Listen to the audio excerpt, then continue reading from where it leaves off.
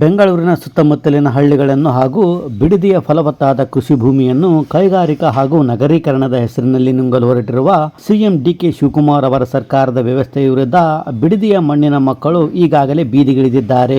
ಅಭಿವೃದ್ಧಿಯ ಹೆಸರಿನಲ್ಲಿ ರೈತರನ್ನು ಒಕ್ಕಲೆಬ್ಬಿಸುವುದು ಯಾವ ನ್ಯಾಯ? ಕೈಗಾರಿಕೆಗಳ ಹೆಸರಿನಲ್ಲಿ ರಿಯಲ್ ಎಸ್ಟೇಟ್ ದಂಧೆಗೆ ಮಣ್ಣಿನ ಮಕ್ಕಳನ್ನು ಬಲಿ ಕೊಡುವುದು ಎಷ್ಟರ ಮಟ್ಟಿಗೆ ಸರಿ? ಕೋಟ್ಯಾಂತರ ರೂಪಾಯಿ ಬಂಡವಾಳಶಾಹಿಗಳ ಲಾಭಕ್ಕಾಗಿ ರೈತರ ಬದುಕನ್ನು ದಿವಾಳಿ ಮಾಡುವುದು ಪ್ರಜಾಪ್ರಭುತ್ವವೇ? ರೈತ ಎಲ್ಲಿಗೆ ಹೋಗಬೇಕು? ಒಬ್ಬ ರೈತ ಬೆಳೆದ ಬೆಳೆಗೆ ಬೆಲೆ ಸಿಗದಿದ್ದರೂ ಪ್ರಕೃತಿ ಮುನಿದರೂ ಮಣ್ಣನ್ನು ಬಿಟ್ಟು ಓಡುವುದಿಲ್ಲ. ಸೋಲೊಪ್ಪದೆ ಮತ್ತೆ ನೇಗಿಲು ಹಿಡಿಯುತ್ತಾನೆ. ಇಂತಹ ನೈತಿಕತೆ ಇರುವ ಅನ್ನದಾತನನ್ನು ಇಂದು ಅಧಿಕಾರದ ಮದದಿಂದ ರಿಯಲ್ ಎಸ್ಟೇಟ್ ಹಪಹಪಿಯಿಂದ ರೈತನನ್ನು ಭೂಮಿಯಿಂದಲೇ ಬೇರ್ಪಡಿಸಲು ಹೊರಟಿರುವುದು ಅತ್ಯಂತ ಕಟು ದುರಂತ.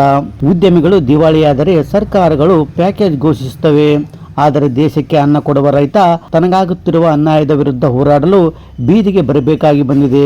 ಒಂದು ಕಡೆ ಜಾಗತಿಕ ತಾಪಮಾನ, ಮಳೆಯ ಅಭಾವದಿಂದ ಕೃಷಿ ವಲಯ ನಲುಗುತ್ತಿದೆ. ಇಂತಹ ಸಂದರ್ಭದಲ್ಲಿ ಬಿಡದಿಯಂತಹ ಬೆಂಗಳೂರಿನ ಹೊರವಲಯದ ಫಲವತ್ತಾದ ತೋಟಗಾರಿಕಾ ಭೂಮಿಯನ್ನು ನಾಶಪಡಿಸಿದರೆ ಮುಂದಿನ ಪೀಳಿಗೆಗೆ ಅನ್ನ ಸಿಗುತ್ತದೆಯೇ? ಕೃಷಿ ಗೊತ್ತಿಲ್ಲದ, ಕೇವಲ ಕೃಷಿ ಭೂಮಿಯ ಖರೀದಿ ಮಾರಾಟದ ಬಿಸಿನೆಸ್ ಗೊತ್ತಿರುವ ನಾಯಕರು ಅಧಿಕಾರದಲ್ಲಿದ್ದರೆ ಇಂತಹ ದುಸ್ಥಿತಿ ಎದುರಾಗುತ್ತಿದೆ ಅಂತ ರೈತ ಸಂಘಟನೆಗಳು ಸೇರಿದಂತೆ ಜನಸಾಮಾನ್ಯರು ಸಾಮಾಜಿಕ ಜಾಲತಾಣದಲ್ಲಿ ಸಿಎಂ ಡಿಕೆ ಶಿವಕುಮಾರ್ ವಿರುದ್ಧ ತಮ್ಮ ಆಕ್ರೋಶವನ್ನು ಹೊರಹಾಕುತ್ತಿದ್ದಾರೆ. ಅನ್ನದಾತನ ಉದರ ಉರಿದರೆ ನಿಮ್ಮ ಅಧಿಕಾರ ಕುರ್ಚಿ ಭಸ್ಮವಾಗಲು ಬಹಳ ಸಮಯ ಬೇಕಾಗುವುದಿಲ್ಲ. ರೈತರ ಭೂಮಿ ರೈತರಿಗೆ ಇರಲಿ. ಉದ್ಯಮದ ಹಪಹಪಿಗಾಗಿ ಕೃಷಿ ಭೂಮಿಯನ್ನು ಬಲಿಗೊಡುವುದನ್ನು ತಕ್ಷಣ ನಿಲ್ಲಿಸಿ ಅನ್ನೋದು ನಮ್ಮ ಆಗ್ರಹ.